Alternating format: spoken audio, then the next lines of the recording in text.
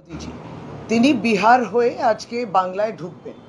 দুর্গাপুরে তার সভা রয়েছে এবং দুর্গাপুরে সভা করে আবার দিল্লিও ফিরবেন।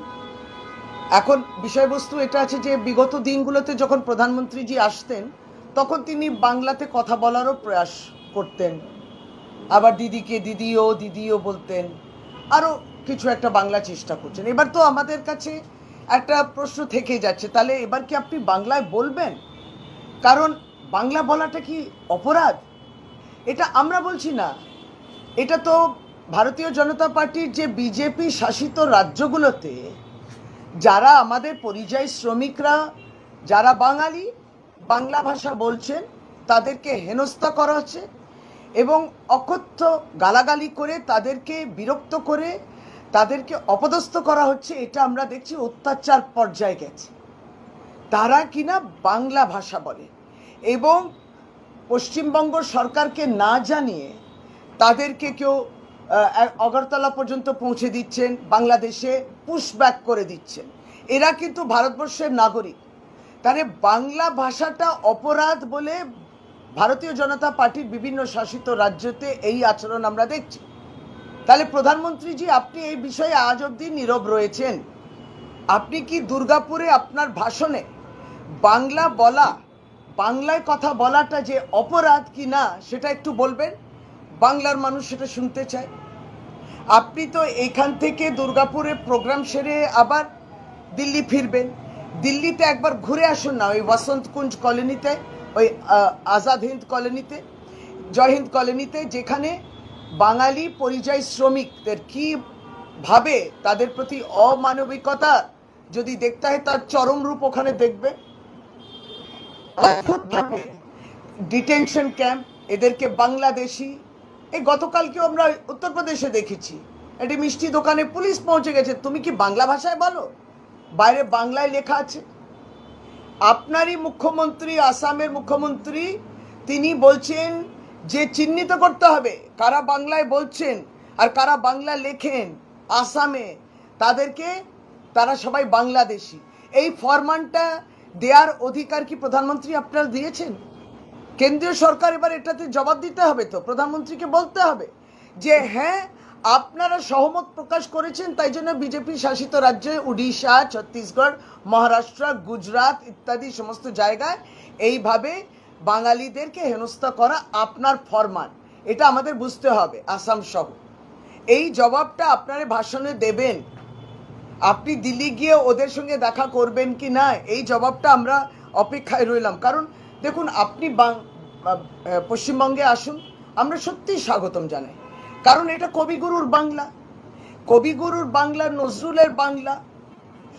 এবং এইখানে কিন্তু কবিগুরু রবীন্দ্রনাথ ঠাকুর, আপনারা জানেন আমরা তো সকলে রাষ্ট্রগীত, ন্যাশনাল অ্যান্থম, তাহলে কি তিনি তো লিখেছেন, কালকে কি গাওয়া বন্ধ করে দেবেন? রাষ্ট্রগীত বঙ্কিমচন্দ্র চট্টোপাধ্যায় তিনি লিখেছেন, তাহলে কি ভারতবর্ষ কি আপনি বলবেন আর এইগুলো গাওয়া যাবে না? বলুন, বলতে হবে তো। বাংলায় উৎপত্তি এবং বাংলা থেকে সব শুরু, কিন্তু সে বাংলার উপরে আক্রমণ, নীরব থাকলে তো হবে না। এই পারসিকিউশন কেন বাঙালিদের উপরে এই অত্যাচার হচ্ছে, এই জবাবটা আজকে প্রধানমন্ত্রী আপনি ভাষণে দেবেন। কারণ বাংলার মানুষ অপেক্ষা করছেন। দ্বিতীয়ত, আর কতদিন অপেক্ষা করব? 88 দিন আজকে হয়ে গেছে। কিসের? সেই 22 এপ্রিল পেহেলগাঁও 26টা খুন, উগ্রবাদীরা ঢুকলেন পেহেলগাঁওতে, এসে পর্যটকদের মারলেন, আবার চলেও গেলেন। আজ অব্দি জবাব পাওয়া যায়নি। দায়বদ্ধতাটা কার? লেফটেন্যান্ট জেনারেল মনোজ সিনহা পর্যন্ত এখন ছেড়ে দিচ্ছেন, ওখানে লেফটেন্যান্ট গভর্নর, তিনি বলছেন যে হ্যাঁ আমি স্বীকার করছি, দায় আমি নিচ্ছি। সিকিউরিটি ল্যাবস, কেন্দ্র সরকার কেন বলছে না কিছু? দায়বদ্ধতা নিচ্ছে না কেন? ইন্টেলিজেন্স ল্যাবস যদি বলেন সিকিউরিটি ল্যাবস, তাহলে ইন্টেলিজেন্স ফেলিয়ার, এটা তো কেন্দ্র সরকার স্বীকার করছে না কেন? আর স্বীকার না করে উপরন্তু আইবি চিফকে আপনি 1 বছর এক্সটেনশন দিয়ে দিলেন, তার বিরুদ্ধে আমাদের কিছু নেই। কিন্তু বক্তব্যটা হচ্ছে যে কি করে উগ্রবাদীরা ঢুকে গেল 200 কিলোমিটার, মেরে চলে গেল, আর প্রকৃত অর্থের এই দেশের নাগরিক, এই পরিযায়ী শ্রমিক যেহেতু বাংলা ভাষায় কথা বলেন, তাদেরকে আক্রমণ করে তাদেরকে বলছে তুমি এই দেশের নাগরিক নয়, যাও তুমি বাংলাদেশে যাও। এই জবাবটা আমাদের চাই যে 88 দিন পেহেলগাঁওর পরে কেন আজ অবধি সেই 4 জন যাদের ছবি সামনে এলো তারা বেঁচে আছেন কিনা, তাদেরকে আমরা ধরলাম কিনা, অপারেশন সিন্দুরে তারা মারা গেলেন কিনা, কি হলো, উধাও হয়ে গেল, এইটা তো আমাদের এই জবাবে অপেক্ষায় বাংলা আজকে রইল। আসলে ইতিহাস কি বলে? ইতিহাস বলে যে প্রধানমন্ত্রীজি একটাও প্রেস কনফারেন্স করেন না, প্রেসকে কিছু বলেন না। এবার বিরোধী দল আমরা তৃণমূল কংগ্রেস থেকে দাবি করছি একটা স্পেশাল সেশন হোক পার্লামেন্টে, পেহেলগাঁও নিয়ে বলুক, সেই বিষয়ে নীরব, ডাকলেনও না স্পেশাল সেশন। আপনি নোটবন্দি, ডিমনিটাইজেশন নীরব, পিএম কেস নিয়ে নীরব, মণিপুরে যে অবস্থা ছিল নীরব, প্রতিনিয়ত আমরা দেখি আপনারা নীরব থাকেন। অত্যন্ত গুরুত্বপূর্ণ বিষয়, বছর পর বছর কৃষকরা ওই দিল্লির বুকে প্রতিবাদ করলো, দিনের পর দিন করলো, নীরব। উপরন্ত পাঞ্জাবিরা যারা পাঞ্জাবি ভাষা বলেন তাদেরকে বলে দাও খালিস্তানি।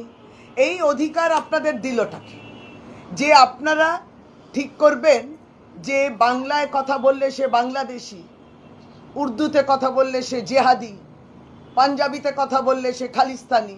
এই অথরিটিটা ভারতবর্ষের জনতা আপনাদের দেয়নি। এই সমস্ত প্রশ্নগুলো তো সামনে আছে। এখন আমরা বুঝি সামনে 2026-এর বাংলার নির্বাচন, আপনি পর্যটন করতে এসছেন, আপনি এখানে আবার ভোট তুলতে এসছেন, কিন্তু এইখানে অশুভ এই আমরা দেখছি আপনার প্রয়াস এটা বিহারের মাধ্যমে করছেন, সেটা হচ্ছে ইলেকটোরাল রোল রিভিশনের নামে, এসআইআর এর নামেতে আপনারা আসলে প্রকৃত যারা ভোটার তাদের ভোট করার অধিকারটা কেড়ে নেওয়া, এই চেষ্টাটা আমরা দেখছি। এই সবটা নিয়ে প্রধানমন্ত্রী আজকে বলবেন, এটাই আমরা বিশ্বাস রাখি, তার বক্তব্যে আমরা নজর রাখবো।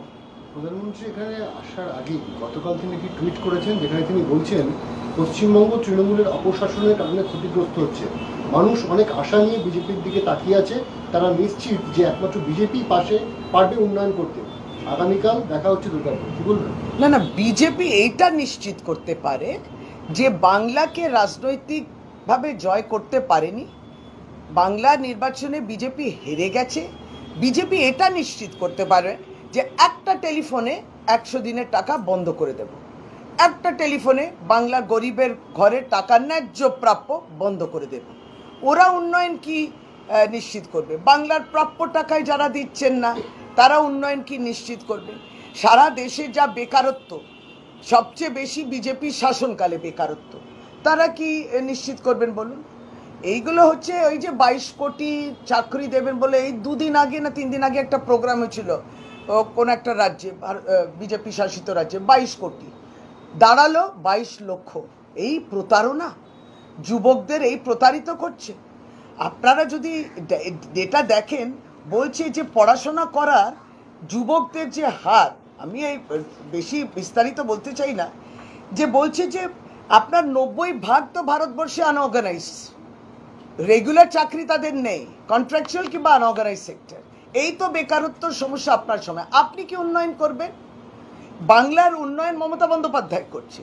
আপনি 100 দিনের টাকা বন্ধ করলেন, মুখ্যমন্ত্রী একবারই বাংলার রাজকোষে জনগণের পয়সা যাতে 100 দিনের কাজটা চালু থাকতে পারে, বাংলা বাড়ির টাকাটা এখান থেকে দিচ্ছে, আপনারা কিস্তির পর কিস্তি সমস্তটা বন্ধ করছেন। এবার আপনি বলছেন যে ভোট দেওয়ারও অধিকার থাকবে না, আপনি মতুয়াদের ভোট কেড়ে নিচ্ছেন, পরিযায়ী শ্রমিকদের ভোট কেড়ে নিচ্ছেন। এই পরিযায়ী শ্রমিক কোভিডের সময় দিনের পর দিন তারা হেঁটে গেল, আপনারা চিনতেই পারলেন না। আর এখন বেছে বেছে আপনি পরিযায়ী শ্রমিকদের চিনছেন, ও তুমি বাংলায় কথা বলো, সেই পরিযায়ী শ্রমিকের কাছে পৌঁছে টার্গেট করে বাংলাদেশে পাঠিয়ে দাও। অদ্ভুত। একসময় যাদেরকে চিনতে পারতো না, মাইগ্রেন্ট ওয়ার্কারদের চিনতে পারতো না, কোভিড কালেতে নো ডেটা অ্যাভেলেবেল বলেছিল এই ভারতীয় জনতা পার্টির কেন্দ্র সরকার। আজকে বেছে বেছে আপনারা দেখছেন যে কোথায় বাংলার শ্রমিকরা রয়েছে। তাই এই 22 লক্ষ শ্রমিক এখন আপনার কাঁটা চোখে, আপনারা মনে করছেন ভোটার কার্ড কেড়ে নেব। বিহারের যেটা আছে সেটা আপনি বাংলায় চেষ্টা করেছেন, বিহারে হচ্ছে না, বাংলা হচ্ছে না, কারণ বাংলা বলে দিয়েছে ওই মহারাষ্ট্র মডেলও চলবে না এখানে, আর দিল্লি মডেলও এখানে চলবে না। বাংলায় আপনি মহারাষ্ট্র মডেল আর দিল্লি মডেল আনতে পারবেন না ভোটের লিস্ট সংশোধনী করে। প্রধানমন্ত্রী আজকে দুর্গাপুরে আসছেন, সেই মঞ্চে দিলীপ ঘোষ ডাক পেলেন না, উল্টে তিনি যাচ্ছেন দিল্লিতে জেপি নাড্ডার সঙ্গে বৈঠক করতে, কি বলবেন? দেখুন, অনেক গুরুত্বপূর্ণ বিষয় রয়েছে যেটা নিয়ে প্রধানমন্ত্রী তার ভাষণে আলোকপাত করেন। রইল দিলীপ বাবুর বিষয়, এটা হচ্ছে ভারতীয় জনতা পার্টির ইন্টারনাল পার্টি ম্যাটার। তারা তাকে রাখবেন না বর্জন করবেন, সম্মান দেবেন না মালা পরাবেন কি পরাবেন না, এটাতে তৃণমূল কংগ্রেস বিন্দুমাত্র মানে বিব্রতও নই আর বিন্দুমাত্র আমাদের সময় নিয়ে এটা নিয়ে ভাবা। যথাযোগ্য মর্যাদা দিয়ে মানুষের সম্মান ভারতীয় জনতা পার্টি দেয় না, এটা আমরা জানি। সফরের আগে প্রধানমন্ত্রী এক্স হ্যান্ডেলে পোস্ট করেছেন, সেখানে লিখেছেন তৃণমূলের অপশাসনে ক্ষতি। দিলীপ ঘোষ এয়ারপোর্টে আজকে বলেছেন দিল্লি যাচ্ছি ব্যাস এইটুকুই, আমাকে কর্মীরা ডেকেছিল তাই হ্যাঁ বলেছিলাম, পার্টি ডাকেনি দুর্গাপুরে যাওয়ার জন্য। আমি গেলে দল অস্বস্তিতে পড়বে। কি ব্যাপার, দিলীপ বাবু কি তৃণমূলে আসছেন না?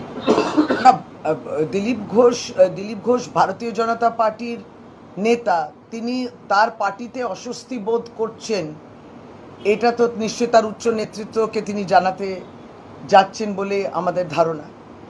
কিন্তু এ সত্যি নিশ্চয়ই তার জন্য অত্যন্ত অস্বস্তিকর একটা পরিবেশ। যেই পরিবার তিনি এত কাজ করেছেন সেই পরিবারই তাকে আজকে বর্জন করছেন, চিনতেই পাচ্ছেন না, সেটা ওদের ব্যাপার, আবারও বলি। এবং তৃণমূল কংগ্রেসে আসছেন কি না এই সমস্ত প্রশ্ন আপনি দিলীপ ঘোষকেই করুন না। তৃণমূল কংগ্রেস তো কাউকে খুঁজতে বেরোয়নি, কাউকে খুঁজে, এবং কেউ তৃণমূল কংগ্রেসকে খুঁজছে কিনা সেটা তো তাকেই জিজ্ঞেস করতে হবে।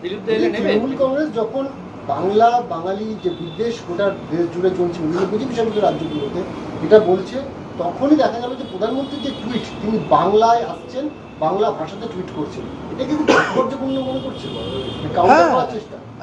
মানে তিনি নিশ্চয়ই জানেন যে ভারতীয় জনতা পার্টির শাসিত রাজ্যগুলোতে বাঙালিদের উপর যে অত্যাচার, সেই বিষয়টা তিনি জানেন।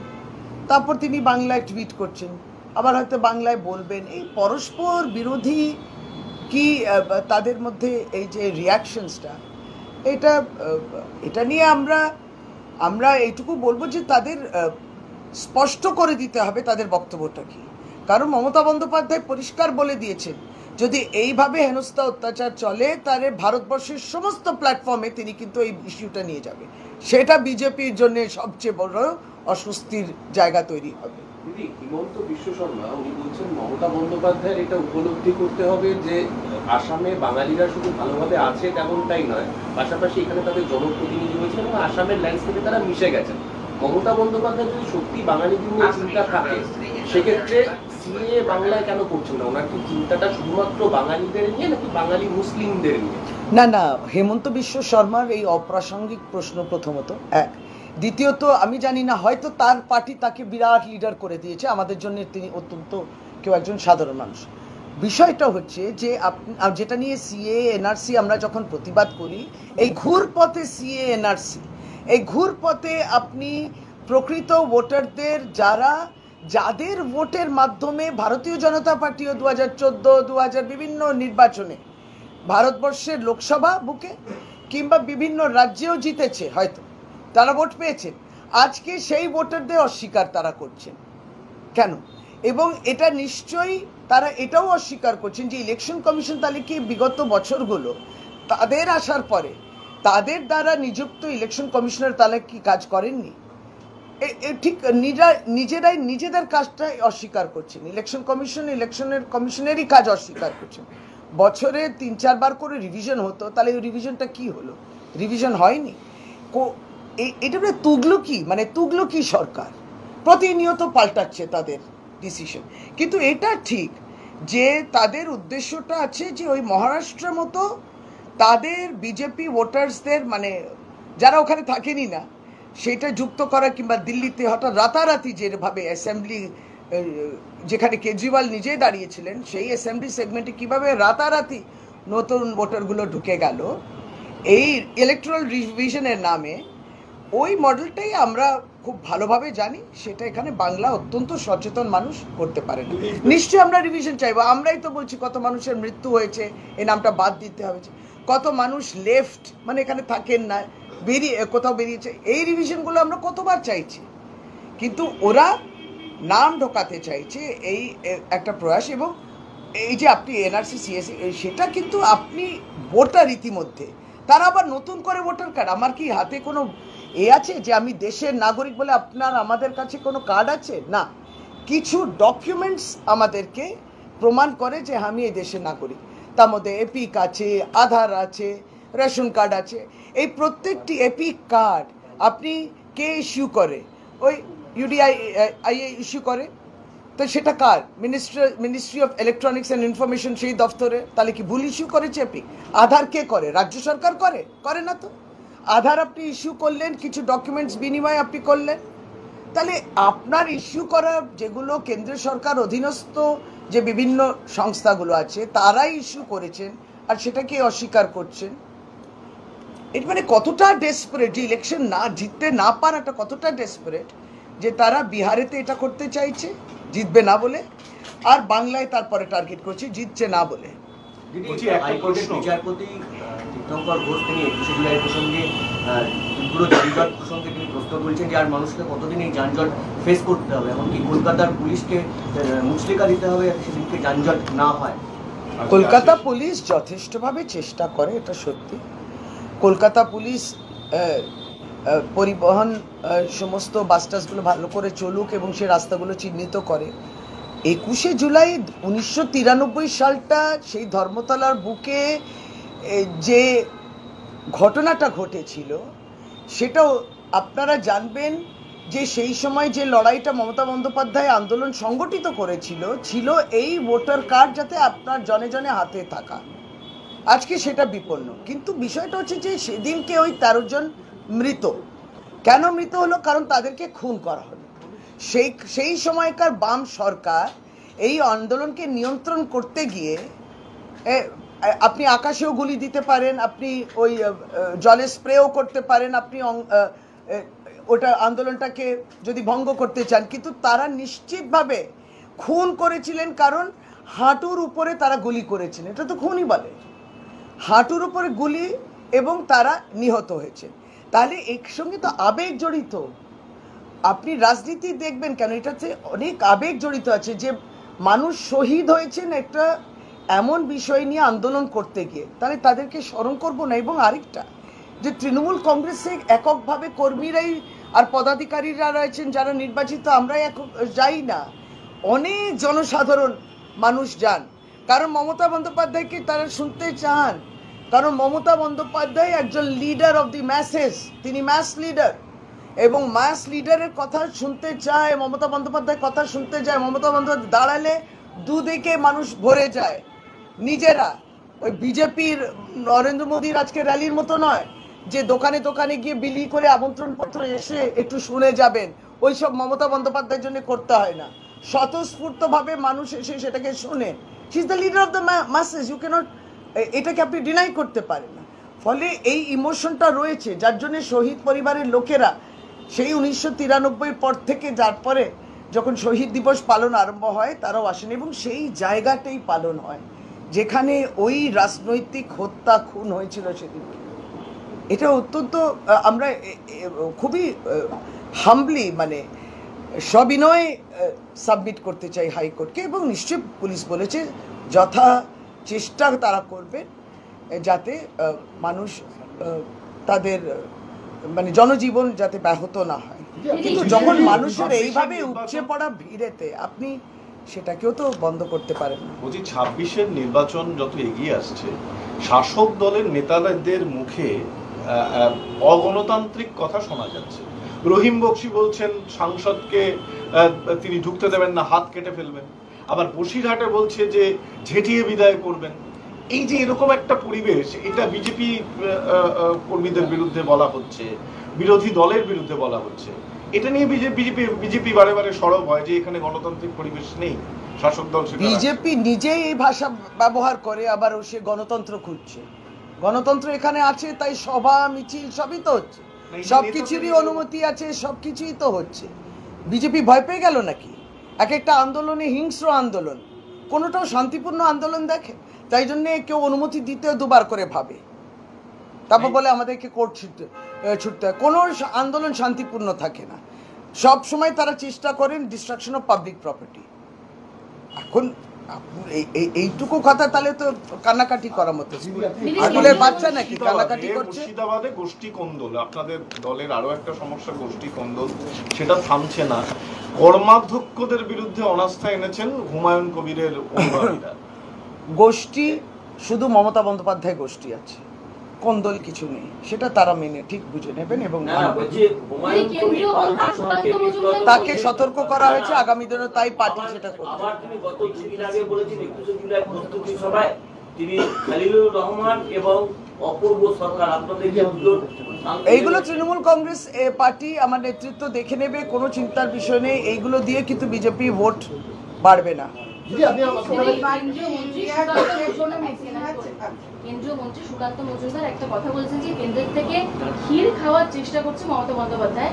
হিটকোর আবাস প্রকল্পে কেন্দ্রের নাম উল্লেখে না, বিশ্বাসঘাতকতা, লজ্জাজনক বলছেন সুকান্ত মজুমদার। উনি তো ফোন করে 100 দিনের টাকা বন্ধ করে দিয়েছিলেন, আগে সেটা জবাব দিতে বলুন। ক্ষীর খাবে? আপনি তো সামান্য গরিব মানুষের কাজ করেছিল, 100 দিনের কাজ, সেই টাকাটা পায়নি। কত বড় পাপ বলুন তো? এটা ক্ষীর নয়। ভারতীয় জনতা পার্টি পাপ করেছে, ন্যায্য, আমরা আমাদের ন্যায্য দাবিটা করছি, ন্যায্য দাবিটা দিই। আর এই যে আমাদেরকে 100 দিনের কাজের টাকা কিংবা বাংলা বাড়ির টাকা, গরিবের টাকা, প্রাপ্য টাকা তো বন্ধ করে দিয়েছে।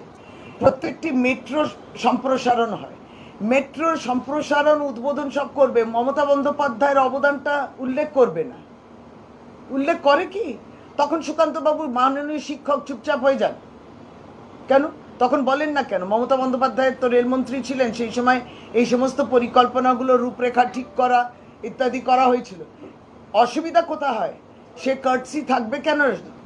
কেন থাকবে না সে সৌজন্য যে মমতা বন্দ্যোপাধ্যায়কে আমন্ত্রণ করব, হ্যাঁ স্বীকার, আমরা তাকে তার ভূমিকাটা সেটা উল্লেখ করা হবে, সেগুলো তো বলেন না। ক্ষীর, আরে মানুষের উন্নয়নের কাজ করুন, কেউ ক্ষীরও খেতে চায় না। আর প্রধানমন্ত্রীর এই যে সভা, তার আগে বলছেন আমরা বলতে চাই, হ্যাঁ বলুন, শনিবার ইন্ডিয়া গেটের কোনো মিটিং আছে যাতে ভার্চুয়ালি তৃণমূল থেকে অংশ? দেখুন, আমরা যতদূর জানি 21শে জুলাই এই সভার জন্য সকলেই ব্যস্ত আছেন এবং 21শে জুলাইয়ের সভার জন্য প্রত্যেকে ওখানে উপস্থিত থাকবে। নিশ্চয়ই উচ্চ নেতৃত্ব এইভাবেই কথা বলে নিচ্ছে। 19শে জুলাই তো জেলা থেকে সকলেই আসা, প্রস্তুতি তুঙ্গে। আর 21শে জুলাই তারপরে, যার জন্য 21শে জুলাই বোধহয় পার্লামেন্টও ওপেন হচ্ছে, সেদিন কেউ যাইতে পারছেন না, তারপরেই হবে যাবে। বলছি যে একটা জিনিস হয়তো আপনি নজর করেছেন যে নবনিযুক্ত বিজেপির সভাপতির মঞ্চে মা কালীর মূর্তি ছিল। এবার সুকান্ত মজুমদার লিফলেট বিলি করছেন, সেখানে মা কালী, জয় মা দুর্গা। তাহলে কি এবার রাম ছেলে কালী দুর্গার স্মরণ নিচ্ছে বিজেপি? যে আমন্ত্রণ পত্রগুলো গেছে প্রধানমন্ত্রী সভায় আসার জন্য, সেই আমন্ত্রণ পত্রে জয় শ্রীরামের বদলে লেখা হচ্ছে ভারত মাতার জয়, জয় মা দুর্গা, জয় মা কালী। এবং আজ সকালে ফিরিঙ্গি কালিমা দিয়ে তারা পুজোও দিয়েছে। কালীর স্মরণে বঙ্গ বিজেপি।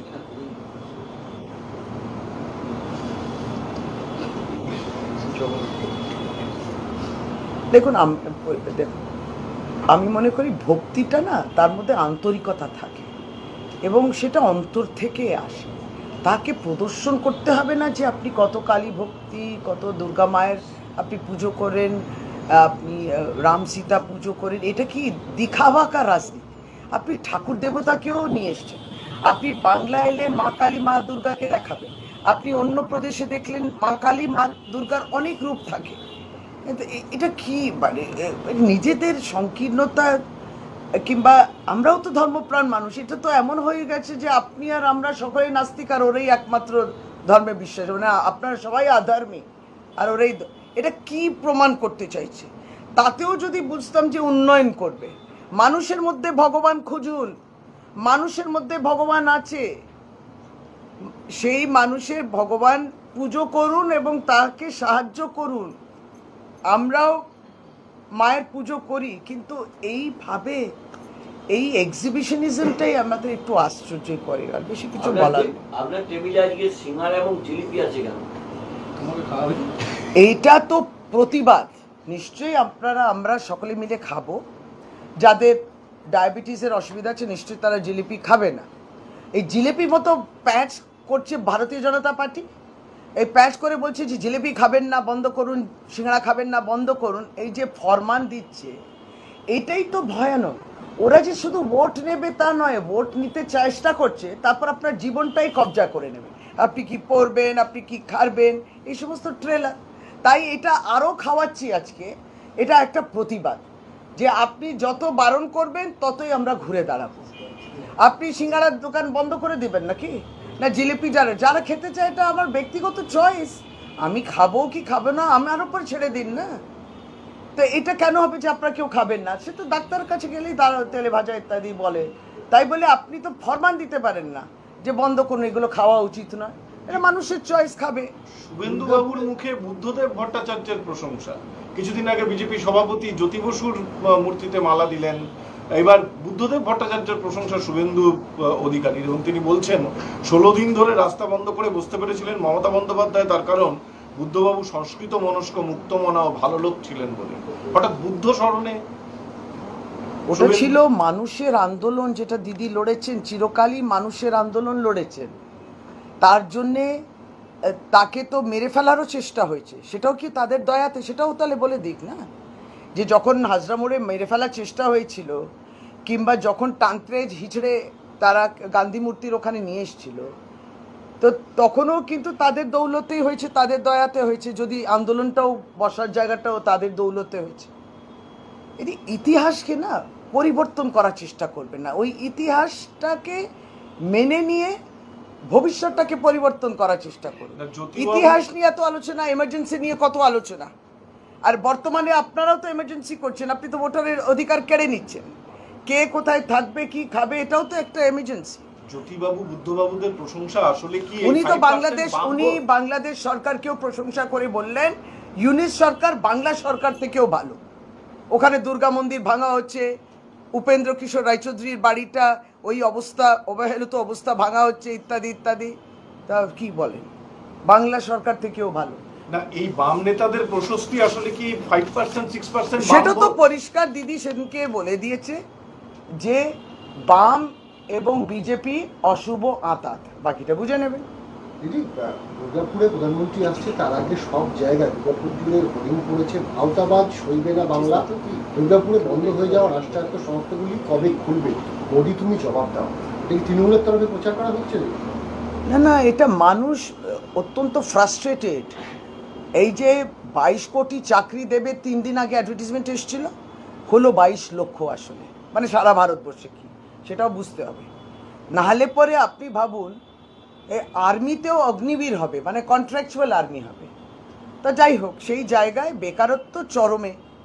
এই কেন্দ্রীয় শাসিত পাবলিক পিএসইউস যেগুলো আছে, সেক্টর আন্ডারটেকিংসগুলো পিএসইউস, সেগুলো খুললে তো আপনি এমপ্লয়মেন্ট জেনারেশন করবেন, বেকারত্ব একটু হলেও কমবে। তো ভালো কথাই লিখেছেন, ওটা মানুষ লিখেছেন, এবং নিশ্চয়ই রাজ্য সরকারেরও তো দাবি থাকবে।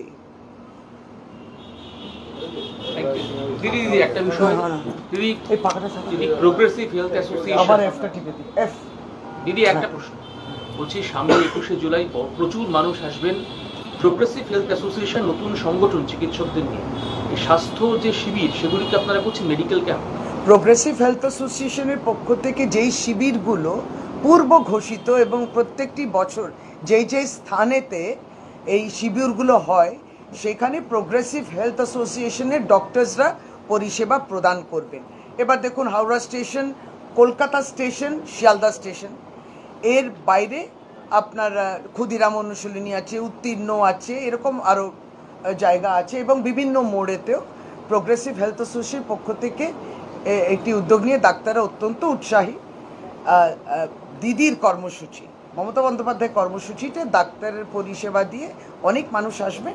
কিছু অ্যাকোমোডেশনের জায়গা থাকে, সেই জায়গাও থাকবে, আর কিছু কিছু রাস্তায় 21 তারিখে যখন মানুষ হেঁটে আসেন সেই ক্যাম্পগুলোতেও তারা পরিষেবা প্রদান করবে। এর বাইরেও যে ডক্টরসরাও অল ওয়েলকাম। সবাই ব্যর্থ। শুভেন্দু অধিকারী বলছেন যে 16-3, 21-77, 2026-এ 177 হুঙ্কার দিচ্ছে। 2016-3, 21-77, 2026-এ 177। 2024-এ কত ছিল? 2024-এ কত ছিল? অঙ্কগুলো আর্ধেক বলেন। 2024-এ তো কমে গেছিল। কপালে চিন্তার ভাঁজ পড়ে গেছে তাদের, আর তাদের নিজেদের ইন্টারনাল স্টাডিতে আরো কমে গেছিল। 10-15টা আসন এরকম কিছু ছিল, আমরা সব খবর রাখি, খুব চিন্তিত। তাই বলছে যে ওই মডেলটা, মহারাষ্ট্র দিল্লি মডেলটাকে বাংলায় যদি আনা যায়, কিছু ভোটারদের সরানো যায়, কিছু ওদের ভোটারদের ইনজেক্ট করবে অন্য রাজ্যে বসে, কারণ এখন তো অনলাইনই আপনি রেজিস্টার করতে পারেন অ্যাজ এ ভোটার ফর্ম 6-এ, সব আমরা জানি। আমরা তো ভোটার লিস্ট নিয়ে কাজ করি, মাঠে ময়দানে কাজ করি। আগের বিধানসভায় বিজেপি বলেছিল আগলেবার 200 পার, এখন বলছে 177। টার্গেটটা কি নামিয়ে নিচ্ছে না? হ্যাঁ, তারপরে আসলে যে ইন্টারনাল স্টাডি যেটা বেরিয়েছে সেটা আরো কম, সেটা তাদের খুব বিচলিত করেছে। আর বিভিন্ন নেতৃত্ব বিভিন্ন কথা বলে। এটা